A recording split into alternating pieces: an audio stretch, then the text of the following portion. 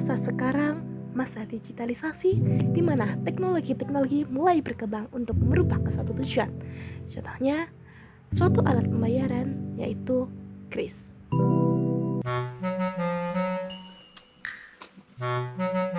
Halo semuanya, aku Atinda Octavian, teman-teman nomor absen 2 dari kelas 12C.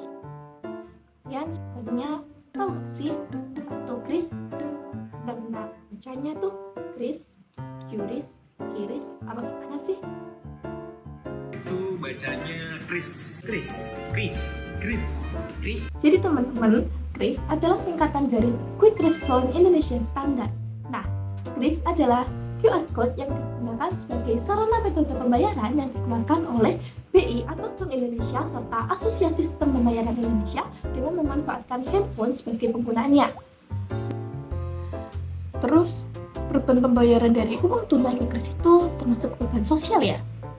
Sebelum jauh membahas, perubahan sosial menurut Samuel Kuning adalah Modifikasi yang terjadi dalam pola-pola kehidupan manusia. Modifikasi tersebut terjadi karena suatu intern maupun ekstern.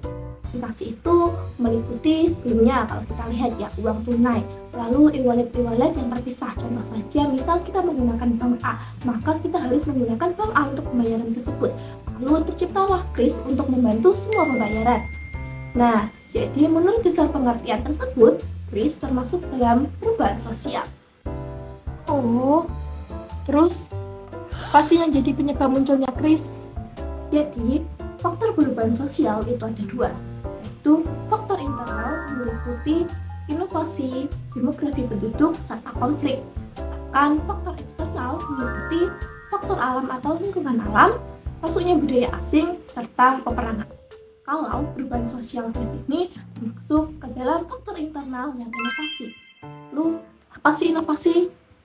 Sedikit cerita, Bank Indonesia meluncurkan kris karena dirasa sebelumnya e-wallet yang digunakan itu kurang efisien. Sehingga kris diluncurkan oleh Bank Indonesia untuk mengefisiensikan masyarakat Indonesia dalam sarana metode pembayarannya. Terus ada juga faktor pendorong serta faktor penghambat mengapa perubahan sosial tersebut masuk ke masyarakat.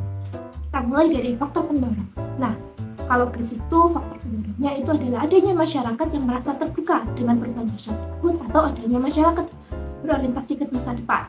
Kalau faktor penghambatnya itu masyarakat yang takut dengan perubahan sosial tersebut sehingga teknologi tersebut itu merasa terhambat gitu masuk ke kita.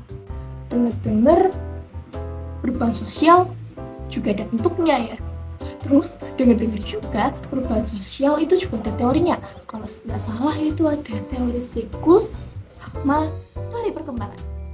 Oke, perubahan sosial dari masyarakat membayar uang tunai menuju uang masyarakat membayar dengan kris masuk ke dalam perubahan kecil.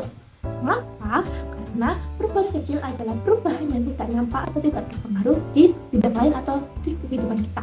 Nah, kalau kita lihat secara objektif ya, kris itu tidak kurang berpengaruh itu di kehidupan kita dan juga di bidang-bidang lain. Terus kalau teorinya perubahan dari masyarakat yang membayar dengan uang tunai menuju masyarakat yang membayar dengan kris termasuk ke dalam teori perkembangan atau teori linier. Yang mana teori ini tuh menjelaskan tentang teori yang berkembang atau teori yang bertahap untuk mencapai suatu tujuan yang ingin dicapai. Pasti perubahan sosial berupa kris ini punya dampak ya, globalisasi sama cultural lag.